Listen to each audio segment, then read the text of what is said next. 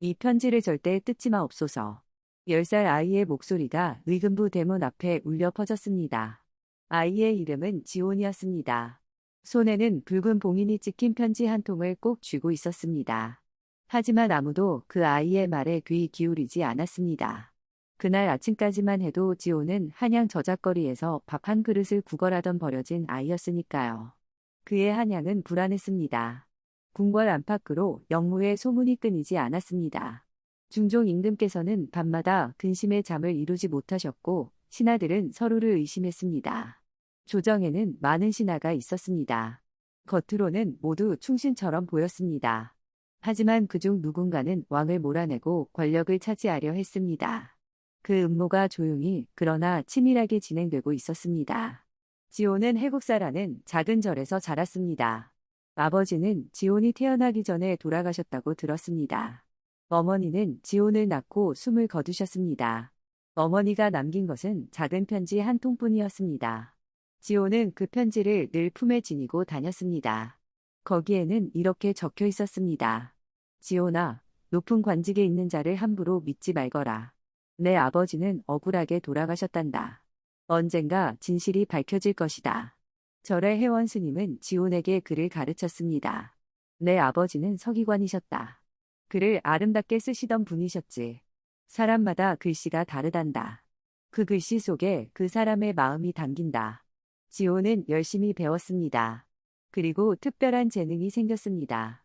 글씨를 보면 누가 쓴 것인지 알 수 있었습니다. 어느 날 지온은 저작거리에서 떨어진 문서를 주었습니다. 의금부의 중요한 문서였습니다.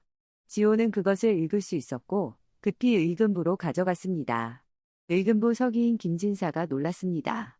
이 아이가 이런 어려운 글을 읽다니. 김진사는 지온을 자세히 보았습니다. 눈빛이 또렷했습니다. 하지만 김진사는 조심스러웠습니다. 지온아, 너는 어디서 글을 배웠느냐? 해국사 스님께 배웠사옵니다. 그래? 그럼 이 문서를 다시 한번 읽어보거라. 지온은 문서를 또박또박 읽었습니다. 틀린 곳이 하나도 없었습니다. 김진사는 며칠간 지온을 시험했습니다.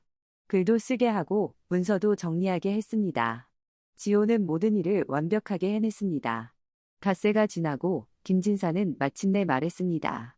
지온아, 우리 집에서 일을 도와주지 않겠느냐? 밥도 주고 글도 더 가르쳐주마. 지온은 눈물을 글썽이며 절을 올렸습니다. 감사하옵니다, 나리.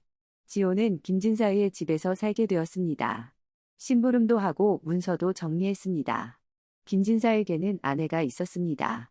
아내는 지온을 따뜻하게 대해주었습니다. 이 아이 참 기특하구나.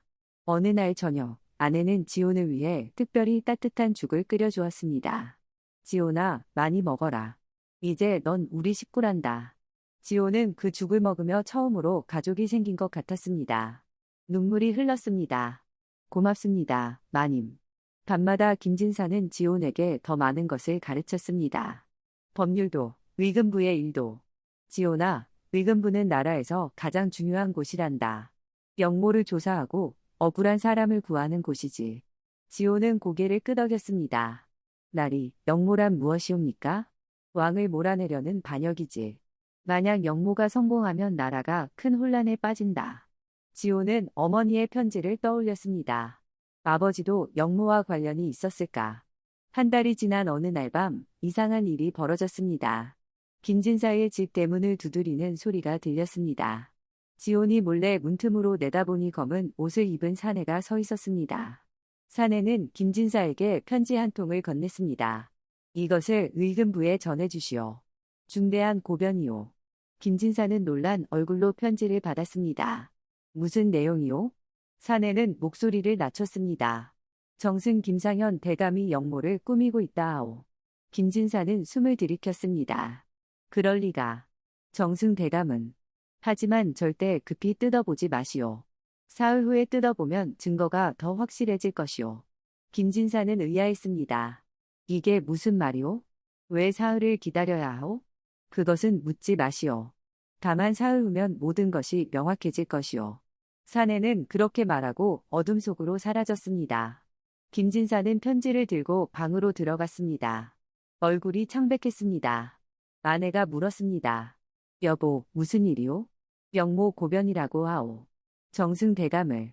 아내는 손으로 입을 막았습니다. 그럴 리가. 정승 대감은 충신이시잖소. 김진사도 고개를 저었습니다. 나도 믿을 수가 없소. 하지만 고변을 받은 이상 의금부에 전해야 하오. 김진사는 편지를 괴짝에 넣고 자물쇠를 채웠습니다. 지호는 그 모습을 보며 불안했습니다. 뭔가 이상했습니다. 왜 사흘을 기다려야 할까? 정승 대감은 지온도 알고 있었습니다. 백성을 위해 일하시는 좋은 분이라고 들었습니다. 그런 분이 영모를? 지호는 잠을 이룰 수 없었습니다. 다음 날 아침, 지호는 김진사 댁 뒤편 휴지통을 정리하다가 이상한 것을 발견했습니다. 찢어진 종이 조각들이었습니다. 지호는 그 조각들을 주워 모았습니다. 촛불에 비춰보니 글씨가 있었습니다. 희미했지만 읽을 수 있었습니다. 이 판서가 영모를. 지온의 심장이 뛰었습니다. 이 판서? 조정의 높은 관리 아닌가? 지온은 더 많은 조각을 찾았습니다. 천천히 맞춰 나갔습니다. 이 판서가 영모를 꾸미고 있사옵니다. 3일 후 거사를 일으킬 것이옵니다. 신 김상현은 이를 고발하옵니다. 지호는 숨이 멎는 듯했습니다. 이것은 정승 김상현이 이 판서를 고발한 편지였습니다. 그런데 왜 이 편지가 찢어져 휴지통에 있을까? 지호는 더 깊이 생각했습니다. 어젯밤 사내가 가져온 편지는 정승이 영모를 꾸민다고 했습니다. 하지만 이 찢어진 편지는 이 판서가 영모를 꾸민다고 했습니다. 내용이 정반대였습니다. 지호는 깨달았습니다. 누군가 편지를 바꿔치기 한 것입니다. 진짜 편지는 정승이 이 판서를 고발한 것이었습니다. 하지만 이 판서의 부하가 그 편지를 가로챘습니다. 그리고 내용을 바꿨습니다.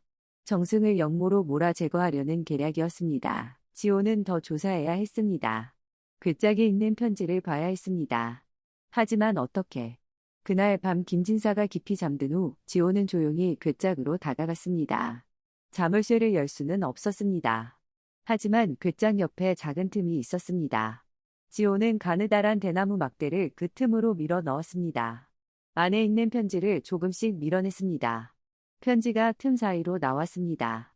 지호는 조심스럽게 편지를 꺼냈습니다. 봉인은 그대로였습니다. 지호는 편지를 햇빛에 비춰보았습니다. 한지는 빛을 약간 통과시켰습니다. 희미하게 글씨가 보였습니다. 정승 김상현이 영모를. 지호는 찢어진 편지 조각과 비교했습니다. 종이 재질이 똑같았습니다. 그리고 찢어진 부분이 딱 맞았습니다. 지호는 확신했습니다. 원래 한 장의 편지였던 것을 누군가 찢어서 일부는 버리고 일부는 새로 썼습니다. 하지만 왜 사흘을 기다리라고 했을까? 지호는 문득 깨달았습니다. 사흘 후면 정승 대감이 더 많은 증거를 모으실 수도 있습니다. 하지만 그 사이에 이 판서가 먼저 정승을 제거할 수도 있습니다. 시간을 끄는 것 자체가 함정이었습니다. 다음 날 아침, 지호는 김진사를 찾았습니다. 날이 말씀드릴 것이 있사옵니다. 김진사는 문서를 정리하고 있었습니다. 무슨 일이냐? 지호는 찢어진 편지 조각을 보여주었습니다. 날이, 이것을 보십시오. 휴지통에서 찾았사옵니다. 김진사는 편지를 받아 들고 얼굴이 굳었습니다. 이게 정승 대감이 이 판서를 고발한 편지잖느냐? 그렇습니다. 날이. 그런데 어젯밤 사내가 가져온 편지는 정승 대감을 고발하는 내용이었습니다. 김진사는 숨을 크게 들이쉬었습니다. 그렇다면, 네, 날이. 누군가 편지를 바꿔치기 했사옵니다. 김진사는 망설였습니다. 하지만 지호나, 이것은 매우 위험한 일이다. 만약 우리가 틀렸다면 우리 모두 죽을 것이다. 이 판서는 권력이 막강하다. 그가 이 일을 알면. 지호는 고개를 숙였습니다. 날이, 저도 압니다. 하지만 억울한 사람이 죽는 것을 보고만 있을 수는 없사옵니다. 제 아버지도 억울하게 돌아가셨다고 들었습니다. 이번에는 맞고 싶습니다. 김진사는 지온의 어깨에 손을 얹었습니다. 알겠다. 하지만 우리에게는 확실한 증거가 필요하다. 편지 조각만으로는 부족하다. 지온은 고개를 끄덕였습니다. 날이, 제게 하루만 시간을 주십시오. 증거를 찾아오겠습니다. 지호는 이 판서의 집 근처로 갔습니다. 높은 담장이 둘러싸인 큰 저택이었습니다. 지호는 어떻게 들어갈까 고민했습니다. 그때 똥지개를 진 하인이 저택 뒤편으로 가는 것이 보였습니다. 지호는 그 하인을 따라갔습니다. 뒤편에는 쓰레기와 오물을 버리는 곳이 있었습니다. 하인이 똥지개를 비우고 떠나자 지호는 조심스럽게 그 근처로 다가갔습니다. 냄새가 지독했지만 참았습니다. 쓰레기 더미를 뒤졌습니다. 그리고 찾았습니다. 연습장처럼 보이는 종이들이었습니다. 거기에는 같은 문장이 여러 번 쓰여 있었습니다. 정승 김상현이 영모를 꾸미고 있사옵니다. 누군가 정승의 글씨체를 흉내내려고 연습한 흔적이었습니다. 지호는 그 종이들을 품에 넣었습니다. 하지만 그때 뒤에서 목소리가 들렸습니다. 너는 누구냐? 이판서 댁의 하인이었습니다. 지호는 재빨리 대답했습니다. 저는 쓰레기 줍는 아이옵니다. 팔만한 것을 찾고 있었습니다. 하인은 코를 막으며 손을 휘저었습니다. 빨리 꺼져라. 여기서 뭘 주워가려고. 지호는 황급히 도망쳤습니다. 다음 날 아침, 지온과 김진사는 궁궐로 향했습니다. 하지만 궁궐 입구에서 한 관리가 막아섰습니다. 왕을 아련하려면 먼저 이판서 대감께 보고해야 하오. 지호는 불안했습니다. 이판서를 거쳐야 한다니. 하지만 김진사가 단호하게 말했습니다. 이것은 영모에 관한 급한 일이오. 즉시 왕께 아뢰어야 하오. 그때 이판서가 나타났습니다.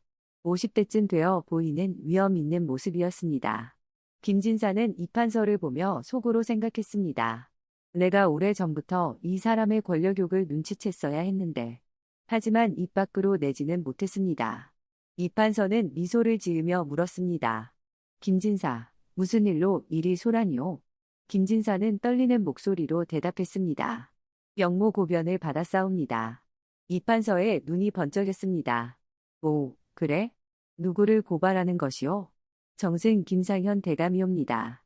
이판서의 입가에 미소가 번졌습니다. 그렇다면 즉시 처리해야겠소. 그 편지를 내게 보여주시오.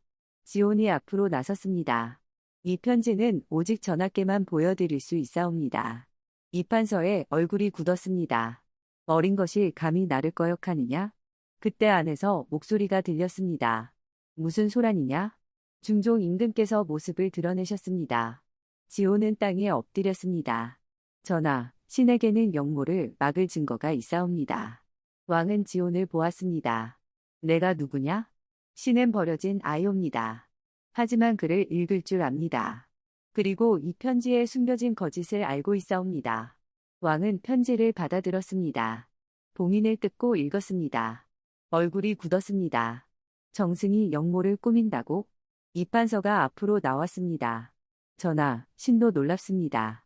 하지만 이것이 증거라면 즉시 정승을 잡아들여야 하옵니다. 지온이 외쳤습니다. 전하, 이 편지는 거짓이옵니다. 왕은 지온을 보았습니다. 무슨 근거로 그런 말을 하느냐? 지온은 품에서 찢어진 종이 조각을 꺼냈습니다. 전하, 이것이 진짜 편지의 일부옵니다. 정승 대감께서 이판서를 고발하신 편지옵니다. 하지만 누군가 그 편지를 가로채고 내용을 바꿔 싸웁니다. 이판서는 비웃었습니다.